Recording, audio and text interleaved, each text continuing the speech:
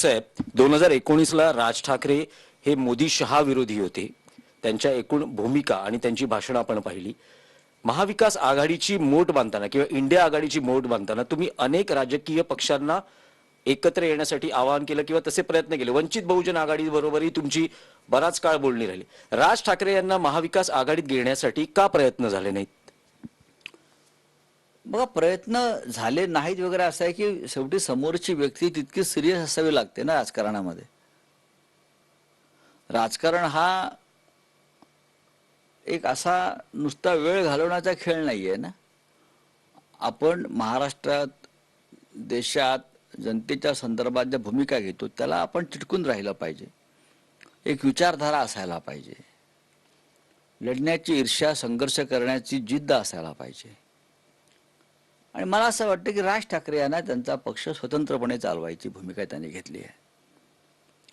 ते नरेंद्र मोदी असे काही जे प्रमुख नेते आहेत, नरेंद्र मोदींना आधी असं वाटायचं की एक अकेला सप्पर भारी, पण आता त्यांना 40 पक्षांचं ओझं घेऊन निवडणुका जिंकायच्या मार्गे लागले आहेत. ते आता हे जे आहेत राज ठाकरे, त्यांनाही असं वाटत होतं सुरुवातीला की मी एकटाच सर्व काही पुढे घेऊन जाईन, पण दिसत नाही. ते आता भारतीय जनता पक्षाबरोबर आहेत. मागच्या वेळा ते राष्ट्रवादी काँग्रेस बरोबर त्यांची काही एक वेगळी भूमिका त्यांची झाली होती. आता कसं आहे की त्यांचा पक्ष आहे, ते पक्षाचे अध्यक्ष आहेत, त्यांचे निर्णय ते घेतात. त्यांच्यावर आम्ही कसं काय मत व्यक्त करायचं? पण काल भाषणामध्ये त्यांनी दोन नेत्यांची नावं घेऊन टीका केली. त्यात उद्धव ठाकरे आणि संजय राऊत होते. त्यांचं असं म्हणणं होतं की मी वैयक्तिक स्वार्थासाठी कोणावर आरोप करत नाही, पण संजय राऊत आणि उद्धव ठाकरे हे वैयक्तिक स्वार्थासाठी पंतप्रधानांवर आरोप करतात किंवा त्या अनुषंगाने त्यांची टीका पाहायला मिळाली. मग तुम्ही तो त्यांना पाठिंबा दिलाय, तो कोणता स्वार्थ आहे? यात राष्ट्रहित किंवा महाराष्ट्रहित काय आहे मला सांगा ना. त्यांनी म्हटलंय की भारताला कणखर नेतृत्वाची गरज आहे आणि त्यांना मोदी यांच्या रूपात ते दिसतंय. नाही, ते कोणाला काय दिसेल स्वप्नात ते काय सांगता येत नाही ना. कणखर म्हणजे काय? काश्मीरी पंडितांचा प्रश्न सुटलाय का? पाकिस्तानचा प्रश्न सुटलाय? मणिपूरचा प्रश्न सुटलाय का? बेरोजगारीचा प्रश्न सुटलाय का? सगळ्या भ्रष्टाचारांना आपल्या पक्षात घेऊन त्यांच्यापुढे लोटांगण घालून कोणतं कणखर नेतृत्व नरेंद्र मोदी यांनी दाखवलं?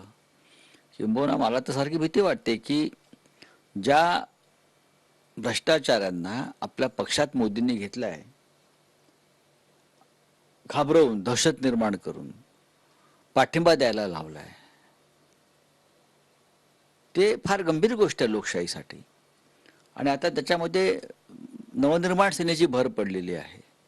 तर मोदींनी यांच्या बाबतीत सुद्धा काय असा धाक धपटशा केलाय की काय? किंवा असं होऊ शकतं ना भारतीय जनता पक्षाकडून. त्यांचा स्वभाव आहे, त्यांच्या ते कॅरेक्टर आहे. पण त्यांचं असंही म्हणणं होतं की त्यांना वेगळ्या चिन्हावर लढण्याचा, म्हणजेच महायुतीत सहभागी होताना कमळ असेल किंवा धनुष्यबाण असेल असा वेगळ्या चिन्हांचाही पर्याय समोर ठेवला होता.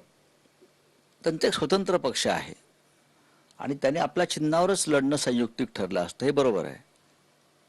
आणि म्हणून महाराष्ट्राच्या शत्रूंना बिनशर्त पाठिंबा देणं याचं समर्थन कोणी करणार नाही. एक शेवटचा प्रश्न आणि अगदी थोडक्यात उत्तर हवं आहे. एक राजकीय पक्ष 2 लोकसभा निवडणूक लढवत नाही, अशा वेळेस त्या पक्षाच्या केडरवर किंवा त्या पक्षाच्या संघटनेवर कितपत परिणाम होतो जेव्हा निवडणुकांमधून पक्ष अलिप्त राहतो?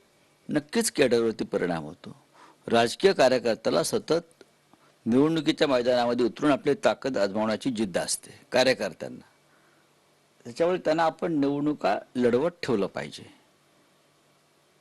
ज्या निवडणुका शक्य आहेत त्या आपण लढवायलाच पाहिजे, या मताचा मी आहे. टीव्ही 9 मराठीची बातचीत केली त्याबद्दल आपले आभार. Back to studio.